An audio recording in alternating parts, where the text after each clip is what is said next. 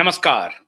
India debate में आप सबका स्वागत है। मैं हूं आशुतोष पाठक। जैसे जैसे 20 जनवरी करीब आता जा रहा है और कल 13 जनवरी है, तो 13 और 20 जनवरी जैसे जैसे करीब आ रहा है, राजनीतिक हलकों में बड़ी हलचल हो रही है और आखिरकार महाराष्ट्र के मुख्यमंत्री देवेंद्र फडणवीस जी ने एक साक्षात्कार में कह ही दिया कि कोर्ट में मामला चल रहा है, अदालत का जो आदेश आएगा पुलिस को उसकी तामील करनी पड़ेगी।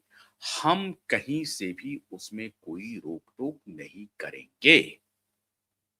पहले पुलिस ने क्लोजर रिपोर्ट, मुंबई पुलिस ने क्लोज कर दिया था, जिसमें कि उन्होंने दिशा सालियान के पिताजी का भी बाइट लिया था, मतलब उनका भी वर्जन रिकॉर्ड किया था। अब दिशा सालियान के पिताजी आए हैं और उन्होंने कुछ तथ्य सामने रखे हैं और वो तथ्य जो है वो बहुत गंभीर तथ्य हैं। इसकी जांच अदालत कर रही है और अदालत जैसे ही जो भी निर्णय देगी, महाराष्ट्र सरकार उसकी तामील करेगी। हम न तो किसी को फंसाते हैं, न ही किसी को बचाते हैं। मेरा इस प्रकरण में कोई लेना देना नहीं है। मेरी कोई व्यक्तिगत दुश्मनी ठाकरे परिवार से नहीं है और ठीक यही पक्ष क्यूबाइव नेटवर्क का भी है कि मेरी भी कोई ठाकरे परिवार से जाति दुश्मनी नहीं है। बाला साहब ठाकरे की एक जमाने में बड़ी इज्जत करते थे, बड़ा रिस्पेक्ट करते थे जब वो सनातन की बात करते थे तो। लेकिन मुझे नहीं मालूम कि बाला साहब ठाकरे की जो पीढ़ी है, जो दूसरी पीढ़ी है, उन्होंने बाला साहब ठाकरे के विचार को आगे बढ़ाने का मन बनाया या नहीं बनाया। जस्ट अपोजिट विचारधारा वाली पार्टी से जाकर के वो मिल लिए और अब तो उनकी गोद में बैठे हुए हैं। खैर, बाला साहब ठाकरे की उन्होंने तिलांजलि दे दी, उनके विचारों की तिलांजलि दे दी, उनके व्यक्तित्व की तिलांजलि दे दी और उन्होंने जो कुछ भी राजनीतिक धुरी बनाई थी, राजनीतिक जमीन बनाई थी, उस जमीन को ही इन्होंने उठा करके समंदर में फेंक दिया। तब इनके पास कोई राजनीतिक जमीन है नहीं। तो देवेंद्र फडणवीस ने कहा कि मैं किसी को नहीं फंसाऊंगा, नहीं बचाऊंगा। ना फंसाने का मेरा काम है, ना बचाने का काम। बिल्कुल सही कहा देवेंद्र फडणवीस जी ने। और देवेंद्र फडणवीस जी ने कहा कि मामला अदालत में चल रहा है। अदालत का जो भी आदेश आएगा उसकी तामील महाराष्ट्र सरकार करेगी और अदालत में 20 जनवरी को फैसला निश्चित रूप से आना ही पड़ेगा। 13 जनवरी की एक कहानी है जो मैं अभी बताने वाला हूं और कल क्या-क्या होगा यह भी मैं बताऊंगा। क्योंकि पटना कोर्ट में केंद्र सरकार कितनी गंभीर है, मुझे नहीं मालूम मुझे। क्योंकि केंद्र सरकार की सीबीआई केंद्र सरकार के मातहत है और केंद्र सरकार अगर उन्हें ठीक से कहे कि भाई इंक्वायरी ठीक से करो और जो दूध का दूध पानी का पानी होना चाहिए, ये क्या किया है आपने, क्लोजर रिपोर्ट दिया है, सुनवाई क्यों नहीं हुई है, तो मैं नहीं समझता हूं कि बहुत विलंब लगेगा। मैं इस मामले में केंद्र सरकार के ऊपर सवाल उठा रहा हूं और सिर्फ ये जो एक दो मुद्दे हैं जिसको लेकर के पूरी दुनिया के लोग केंद्र सरकार पर सवाल उठा सकते हैं, उठा रहे हैं और केंद्र सरकार ने उठाने के आधार दिए हैं। इसलिए ऐसा नहीं हो सकता है कि क्यूबाइव नेटवर्क केंद्र सरकार से ये सवाल नहीं पूछे कि क्या चल रहा है, टेबल टेनिस चल रहा है। सीबीआई ने जो क्लोजर रिपोर्ट दिया है, जो बोगस क्लोजर रिपोर्ट है, और सीबीआई के क्लोजर रिपोर्ट के बाद सीबीआई को कहा जा रहा है कि सपोर्ट ऑफ डॉक्यूमेंट मुझे दे दीजिए, सीबीआई नहीं दे रही है। नहीं दे रही है तो कल क्या होगा इस पर भी हमारी नजर है। लेकिन आज का विषय वो नहीं है। एक बड़ा खुलासा हो गया और खुलासा हुआ है उद्धव ठाकरे के बाएं या दाएं, जो कह लीजिए, दोनों हाथ में से कोई एक हाथ, बहुत करीबी, मतलब उनके उनके ताल पे, उनकी राग पे, उनके लय पर नाचने वाले जो एक उनके सबसे बड़े क्लोज कॉन्फिडेंट हैं माननीय संजय जी राउत, उनके बारे में एक बड़ा खुलासा हुआ है। और ये खुलासा जो रही सही जमीन है उद्धव ठाकरे की, उस जमीन को ही खत्म कर देगी। बाप बेटे तो अपना कारोबार कर ही रहे थे, लेकिन बाप बेटे के साथ साथ पूरी पार्टी, उस पार्टी के जो सबसे क्लोज लोग थे, वो क्या गुल खिला रहे थे, वो भी अब प्रकाश में आया है। और ठीक मुंबई महानगर पालिका चुनाव के पहले ये मुद्दे महाराष्ट्र की फिजाओं में खूब तेजी से तैर रहे हैं। खासतौर से मुंबई में तो तैर ही रहे हैं। एक तरफ समंदर की हवा है और दूसरी तरफ आबादी। वो सब मिल करके माननीय संजय राउत के खेल को देख रहे हैं। तो केवल पिता पुत्र ही कुकर्म में शामिल नहीं थे, उनके करीबी करीबी नेता भी, जो इसीलिए करीबी बने हुए हैं क्योंकि मालूम है कि तुम भी कुकर्म कर रहे थे, हम भी कुकर्म कर रहे थे। अब दोनों कुकर्म एक साथ करेंगे तो क्या हो सकता है? कैसे दोनों का साथ छोड़ सकते हैं? छोड़ नहीं सकते। तो माननीय संजय राउत जी के ऊपर एक बड़ा खुलासा हुआ है। मैं उस खुलासे को इसके पहले की पूरी तरह से आपको बताऊं, मैं उस खुलासे को एक एक करके पढ़ के सुनाता हूं। एक है लड़की, एक थी लड़की, स्वप्ना पाटेकर। अब ये संजय राउत के स्वप्न में आजकल आ रही है कि ये स्वप्ना ने क्या किया। स्वप्ना ने तो मेरा स्वप्न ही तोड़ दिया। सपना ने तो मेरे सपने को चकनाचूर कर दिया। अब एक थी सपना, वो है सपना पाटेकर। अब ये सपना पाटेकर किस प्रकार से संजय राउत की जिंदगी के साथ साथ उद्धव और आदित्य की जिंदगी, और खाली जिंदगी नहीं, उनकी राजनीतिक जमीन को ध्वस्त कर रही है। तो इस मामले में ठीक ही सोच रहे हैं माननीय संजय राउत जी कि स्वप्ना ने मेरा सपना तोड़ दिया, और ये सपना पूरे शिवसेना उद्धव पार्टी की नंगई की, उसकी भ्रष्टाचार के, उसके कुकृत्य की पोल खोल दी है। तो कौन है सपना? परिचय बताते हैं। संजय राउत शिवसेना के तेज तर्रार नेता हैं, आप जानते हैं। सामना अखबार के संपादक, उद्धव ठाकरे के करीबी सिपहसालार। उनकी छवि एक ऐसे नेता की थी जो बेबाकी और सियासी चालों के लिए जाना जाता था, अभी भी जाना जा रहा है। दूसरी ओर स्वप्ना पाटेकर एक मराठी फिल्म प्रोड्यूसर, 2000 जिन्होंने 2015 में शिवसेना के संस्थापक बाल ठाकरे की बायोपिक बाल कडू बनाई थी। सपना पाटेकर के विभिन्न रूप हैं, बहुत रंग हैं। उसमें से एक रंग ये है कि सपना पाटेकर एक फिल्म बनाई थी बाला साहब ठाकरे को लेकर के। उस फिल्म का नाम था बाल कडू। सपना सुजीत पाटेकर की पत्नी थी। अब ये सुजीत पाटेकर और संजय राउत दोनों बड़े करीबी थे, और सुजीत पाटेकर, संजय राउत, उद्धव ठाकरे, आदित्य ठाकरे, ये सभी करीबी थे। सुजीत पाटेकर, संजय राउत, उद्धव ठाकरे, आदित्य ठाकरे। लेकिन सबसे करीबी जो सुजीत पाटेकर की थी वो माननीय संजय राउत से थी। तो स्वप्ना सुजीत पाटेकर की पत्नी थी, जो संजय राउत के करीबी सहयोगी माने जाते थे। लेकिन सुजीत से अलग होने के बाद स्वप्ना की जिंदगी में एक नया मोड़ आ गया। सुजीत पाटेकर नाम का एक शख्स था जो स्वप्ना के पति थे। लेकिन कालांतर में जब स्वप्ना करीब आ जाती हैं संजय की, अब मुझे ये नहीं मालूम कि सपना और संजय में क्या रिश्ता है, मैं इस पर कोई टिप्पणी करना भी नहीं चाहता, करूंगा भी नहीं। लेकिन स्वप्ना जैसे जैसे संजय के करीब आती हैं, वो सुजीत से दूर होती चली जाती हैं, और जब सुजीत से दूरी उनकी बढ़ती है तो संजय से नजदीकी उनकी और बढ़ जाती है। नया मोड़ क्या आ गया साहब? 2007 में सपना और संजय राउत की मुलाकात सामना के दफ्तर में हुई। यह मुलाकात धीरे धीरे एक करीबी रिश्ते में बदल गई। स्वप्ना जो एक मनोवैज्ञानिक भी थी, अब ये देखिए साहब, फिल्म प्रोड्यूसर भी हैं और साइकियाट्रिस्ट भी हैं, साइकोलॉजिस्ट भी हैं। अब ये साइकियाट्रिस्ट हैं या साइकोलॉजिस्ट हैं, लेकिन मुंबई में अपना क्लिनिक चलाती है। कहां? सांता क्रूज में। राउत के साथ पारिवारिक और पेशेवर रिश्ते और मजबूत किया। ये 2007 से ही जो एक मनोवैज्ञानिक हैं, सांता क्रूज में इन्होंने अपना क्लिनिक चलाया, वहां एक बतौर डॉक्टर ये काम कर रही थी या कंसल्टेंट एक काम कर रही थी, और धीरे धीरे इनका रिश्ता पेशेवर बनता गया संजय राउत के साथ। लेकिन यह रिश्ता जल्द ही सियासत और संपत्ति के खेल में उलझ गया है।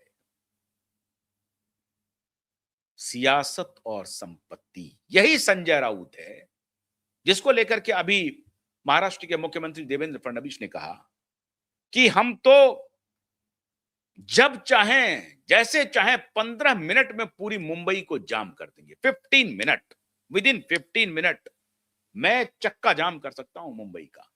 तो देवेंद्र फडणवीस ने उसका जवाब दिया कि यही बात वो कह रहे थे जब एकनाथ शिंदे छोड़ के गए थे, तो वो कह रहे थे कि देखते हैं एकनाथ शिंदे मुंबई लौट पाते हैं कि नहीं। जब वो गुवाहाटी और अन्य स्टेट की यात्रा कर रहे थे, आपको मालूम होगा कि विधायकों के साथ 30-40 विधायकों के साथ वो इधर उधर जा रहे थे और उनका ठिकाना हो रहा था, उसमें भारतीय जनता पार्टी और अन्य लोग भी उनको मदद कर रहे थे, ठिकाने में, रहने में, खाने पिलाने में, ये सब की व्यवस्था ये लोग सारे लोग मिलकर के कर रहे थे। तो जब ये इनका भ्रमण चल रहा था माननीय एकनाथ शिंदे जी का पार्टी तोड़ करके, तो संजय राउत ने on behalf of Uddhav Thackeray और आदित्य ठाकरे कहा कि देखते हैं कैसे वो मुंबई में प्रवेश करता है, और मुंबई में प्रवेश नहीं करने देंगे, हम हिम्मत देख लेंगे। तो अभी देवेंद्र फडणवीस ने कहा कि यही बात उन्होंने कहा था, लेकिन एकनाथ शिंदे मुंबई में प्रवेश भी किए, चल करके मुख्यमंत्री कार्यालय तक गए, चल करके वो गवर्नर हाउस तक गए, वहां पर उन्होंने शपथ लिया, शपथ लेने के बाद मुख्यमंत्री बने और मुख्यमंत्री बनने के बाद 2.5 साल तक सरकार चलाई। तो इनके कहने का, उनके दावा करने का कोई मोल नहीं है। ये कौन कह रहे हैं? देवेंद्र फडणवीस जी कह रहे हैं। अब आ गया ये संपत्ति और सियासत का खेल कैसे हुआ। यही संजय राउत थे जिन्होंने कंगना रनौत को धमकी दी थी, और जब ये सत्ता में थे तो वाकई में अपने सत्ता का, गुरूर का पूरा प्रकटीकरण किया और कंगना रनौत के घर को तोड़ दिया, बुलडोज किया, बुलडोजर से तोड़ा। ये दोनों बाप बेटा की गुंडागर्दी, जिसे मैं सरेआम गुंडा कह रहा हूं, सरेआम, और संजय राउत को भी कह रहा हूं, संजय राउत को भी कह रहा हूं कि ये गुंडा है। लेकिन इस गुंडा की कोई औकात नहीं है। अब इस गुंडा की कहानी सुनिए। तो ये सियासत और संपत्ति का खेल कैसे चला। पात्रा चौल घोटाला कहानी का मुख्य केंद्र है। जो पात्रा चौल होता है, मुंबई में बहुत सारे चौल हैं, आपको मालूम होगा, धारावी में भी है और यहां भी है। पात्रा चौल घोटाला जो है वो केंद्र में है। पात्रा चौल मुंबई के गोरेगांव में सिद्धार्थ नगर के नाम से मशहूर एक इलाका है, जहां 47 एकड़ में फैली 672 झुग्गी झोपड़ियां थी। 2008 में Maharashtra housing and area development authority, MHADA उसको कहते हैं, इस इलाके के पुनर्विकास का ठेका गुरु आशीष कंस्ट्रक्शन प्राइवेट लिमिटेड GACPL को दिया। यह company housing development and infrastructure limited HDIL की सहयोगी थी। समझौते के मुताबिक GACPL को 672 किराएदारों के लिए फ्लैट्स बनाने थे, माडा के लिए 3000 फ्लैट्स देने थे और बाकी जमीन को निजी डेवलपर्स को बेचने की अनुमति थी। लेकिन GACPL ने न तो किराएदारों के लिए फ्लैट्स बनाए और न ही माढ़ा को कोई हिस्सा दिया। इसके बजाय कंपनी ने 47 एकड़ की जमीन और फ्लोर स्पेस इंडेक्स FSI को 9 निजी डेवलपर्स को 901.79 करोड़ रुपए में बेच दिया। अब ये देखिए साहब, ये जो खबर है ये सोशल मीडिया पर उपलब्ध है। क्यों भाई? नेटवर्क उसके सौजन्य से आपको पहुंचा रही है। पुष्टि करना सरकार का काम है। मैं सिर्फ खबर दे रहा हूं, मैं पुष्ट नहीं कर रहा हूं, लेकिन यह खबर है। अब आगे सुनिए। न तो फ्लैट दिया, न ही घर बनाए, जमीन ही निजी डेवलपर्स को 901 करोड़ रुपए में बेच दिया। इस घोटाले की राशि कुल 1039.79 करोड़ बताई गई है। 1000 करोड़ से अधिक का घोटाला है ये। इस मामले में संजय राउत के करीबी, अब संजय राउत इसमें कैसे आए, घोटाला कहां हुआ, कैसे हुआ, ये पात्रा चौल का घोटाला कैसे संजय राउत से कैसे जुड़ हो गया, अब वो प्रकरण सामने आता है।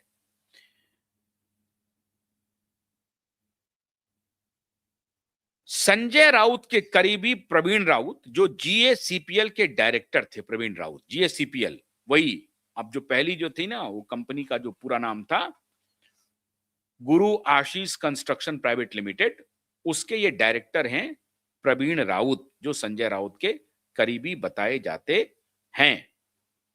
जो जीएसपीएल के डायरेक्टर थे को 2022 में गिरफ्तार कर लिया गया है बाजाप्ता जांच के बाद, और जैसे ही सरकार गई थी उसके बाद प्रवर्तन निदेशालय ईडी ने दावा किया कि प्रवीण ने 100 करोड़ रुपए की राशि को अपने करीबी लोगों और परिवार वालों के खातों में ट्रांसफर किया है, जिसमें संजय राउत की पत्नी वर्षा राउत और स्वप्ना पाटेकर के भी नाम शामिल थे। अब यहीं से खेल शुरू हो रहा है। प्रवीण राउत कह रहे हैं कि उन्होंने लगभग 100 करोड़ का जो ये है उसको ट्रांसफर किया है पैसा, और वो पैसा ट्रांसफर होकर के गया है संजय राउत की पत्नी और स्वप्ना पाटेकर, जो इनकी करीबी दोस्त है, उनके पास। अब ये हुआ है प्रॉपर्टी का खेल। सुन लीजिए कैसे विश्वासघात हो रहा है, कैसे लालची, कौन कौन लालच में क्या क्या कर गुजर रहा है, उसकी कहानी सुनिए। ईडी की जांच में पता चला कि संजय राउत की पत्नी वर्षा और स्वप्ना पाटेकर के नाम पर अलीबाग के किहिम बीच में 8 भूखंड और मुंबई के दादर में एक फ्लैट खरीदा गया था। इन प्रॉपर्टीज की कीमत 11.15 करोड़ से अधिक थी। अब ये तो बहुत छोटा अमाउंट है, लेकिन आरोप है कि ये संपत्तियां पात्रा चौल घोटाले से मिले पैसे से खरीदी गई थी। अब सारा पैसा तो यही गबन नहीं कर लेता ना, कमीशन खा रहा था ये। तो 11.15 करोड़ से अधिक की थी, और इसमें से जो कमीशन मिला था पात्रा चौल घोटाले के पैसे से, उसी से ये जमीन खरीदी गई थी। संजय राउत का दावा था कि ये संपत्तियां उनके बच्चों और उनके नाम पर बाद में ट्रांसफर की जाएगी, लेकिन यहां कहानी में ट्विस्ट आ गया। संपत्ति किनके किनके नाम पर ली गई? अपनी पत्नी के नाम पर, और स्वप्ना पाटेकर, वही पात्र जो 2007 में मुलाकात होती है स्वप्ना पाटेकर से, जो करीबी हो जाती हैं संजय राउत जी के, और स्वप्ना पाटेकर के भी नाम से कुछ संपत्ति खरीदी जाती हैं। अब हुआ क्या? 2022 में महाराष्ट्र में उद्धव ठाकरे की सरकार चली गई, एकनाथ के नेतृत्व में नई सरकार बन गई। इसके बाद स्वप्ना पाटेकर ने प्रॉपर्टी को राउत के नाम ट्रांसफर करने से मना कर दिया। ये है ट्विस्ट कहानी का। जिस स्वप्ना पाटेकर के नाम से संपत्ति ली गई थी कि बाद में ये जब सब कुछ हो जाएगा, उसके बाद जब मामला थोड़ा ठंडा पड़ जाएगा, कोई हो हल्ला शांत हो जाएगा, तो स्वप्ना से संपत्ति हम ट्रांसफर करा लेंगे। लेकिन जैसे ही उद्धव ठाकरे की 2022 में सरकार गई जून जुलाई में, उसके बाद से स्वप्ना ठाकरे पाटेकर ने मन बदल लिया और कहा कि जो मेरे नाम संपत्ति है वो संपत्ति हम वापस नहीं करेंगे। अब एक ऑडियो क्लिप वायरल हो रहा है। क्या है ऑडियो क्लिप में भाई? ये कहा जा रहा है कि कथित तौर पर संजय राउत स्वप्ना पाटेकर से बात कर रहे थे। इस क्लिप में संजय राउत कभी स्वप्ना से प्रॉपर्टी ट्रांसफर करने का रिक्वेस्ट करते हुए दिखाई देते हैं, तो कभी गुस्से में धमकी देते हैं कि तुम्हें देख लेंगे। धमकी में वो कह रहे हैं कि यह कॉल रिकॉर्ड कर ले, मतलब मैं जो तुम्हें फोन पर धमकी दे रहा हूं, तू चाहे तो इस कॉल को रिकॉर्ड कर ले, पुलिस को दे दे, जो करना है कर, देखता हूं प्रॉपर्टी मेरे या सुजीत के नाम पर कर, वरना हम तुमको देख लेंगे। स्वप्ना पाटेकर ने इन धमकियों की शिकायत वकोला पुलिस स्टेशन में दर्ज की और उप मुख्यमंत्री देवेंद्र फडणवीस को पत्र लिखकर सुरक्षा की मांग की। उसी समय स्वप्ना पाटेकर ने यह भी आरोप लगाया कि उन्हें पिछले 18 महीनों से धमकियां मिल रही थी। एक धमकी भरे पत्र में लिखा था कि अगर उन्होंने ईडी के सामने कुछ बोला तो उनके साथ बलात्कार किया जाएगा। ये भी धमकी मिली थी। स्वप्ना ने दावा किया कि राउत ने उनके पीछे जासूस लगाए थे और उनकी गाड़ी पर हमला भी हुआ था। 2024 में स्वप्ना ने विधान परिषद की उपाध्यक्ष नीलम गोरहे को पत्र लिखकर कहा कि संजय राउत मुझे और मेरे परिवार को परेशान कर रहे हैं। मुझे हर जगह फॉलो किया जाता है। मेरी जिंदगी खतरे में है। ये स्वप्ना पाटेकर ने लिखित रूप से विधानसभा के उपाध्यक्ष नीलम गोरहे को भी कहा। अब सियासी जंग क्या शुरू हो गई साहब। 2024 में स्वप्ना पाटेकर ने एक और बड़ा कदम उठाया। क्या उठाया? उन्होंने घोषणा की कि वह बीखरोली विधानसभा सीट से निर्दलीय उम्मीदवार के रूप में संजय राउत के भाई सुनील राउत के खिलाफ चुनाव लड़ेंगी। सत्ता, सियासत, प्रॉपर्टी, लोभ, लालच का इतना बड़ा सम्मिश्रण है। ये ठाकरे की सत्ता 2.5 साल की जो रही ना, ये इतिहास में दर्ज हो गई। क्रूरतम, मुझे तो लगता है तैमूर की आत्मा घुस गई। जिसको पकड़ो उसे मार दो, बलात्कार कर लो, संपत्ति हड़प लो, बुलडोजर चलवा दो। मतलब ये नंगा नाच किया इन दोनों बाप बेटे ने, और उनके साथ इसके शागिर्द ने भी नाच किया। तो अब जिस लड़की को इन्होंने कभी बढ़ाया था, उस लड़की ने कहा कि अब हम तुम्हारे ही खिलाफ चुनाव लड़ेंगे। अब इसमें ये चुनाव लड़ने की बात कह दी। स्वप्ना ने अपने सोशल मीडिया पोस्ट में कहा, मैं उन भ्रष्ट लोगों को सबक सिखाऊंगी जो महिलाओं का शोषण करते हैं। यह कदम न सिर्फ राउत के लिए सियासी चुनौती थी, बल्कि उनके निजी जिंदगी पर भी एक तीखा हमला था। संजय राउत और स्वप्ना पाटेकर की कहानी जो है ना, वो जो मैंने अभी बताया कि कैसे कैसे किन किन मोड़ से ये चल रहा है। अब ये पुरानी कहानी मुंबई के महानगर पालिका चुनाव में खुल करके बाहर आ रही है।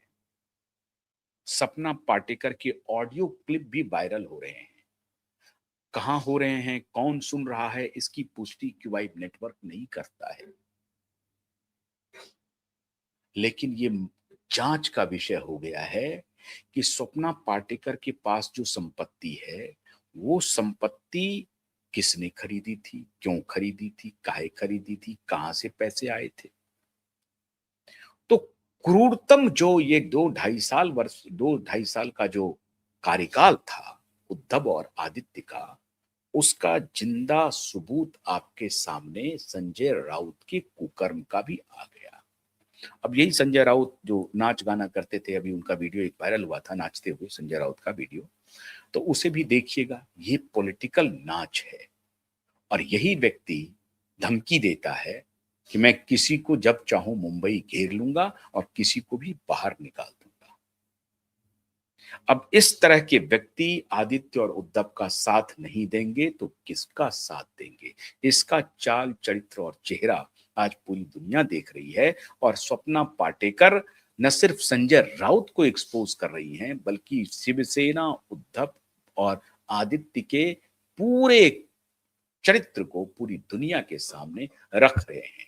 और आज मैं मिलॉर्ड से आग्रह कर रहा हूं कि मिलॉर्ड, 20 जनवरी को अगर आपने फौरन से पेशतर एफआईआर दर्ज नहीं करने का आदेश दिया तो इस तरह के लोग समाज को इसी तरीके से समाज का शोषण करते रहेंगे। कोई न्यायिक बात नहीं होगी, सत्य हारता रहेगा और इस तरह के कुकर्मी समाज में खुलेआम घूमते रहेंगे और सभी आम जन, कॉमन मैन, जो सत्य और सही रास्ते पर चलने वाले लोग हैं, वो पीड़ित होते रहेंगे। सत्ता का दुरुपयोग चलता रहेगा। मैं आपसे फिर आग्रह कर रहा हूं कि 20 जनवरी को एफआईआर रजिस्टर करने का आदेश दीजिए और इनके खिलाफ, इन सबके खिलाफ, इन भ्रष्ट कुशासन के खिलाफ कार्रवाई प्रारंभ करवाइए। बहुत बहुत शुक्रिया। नमस्कार।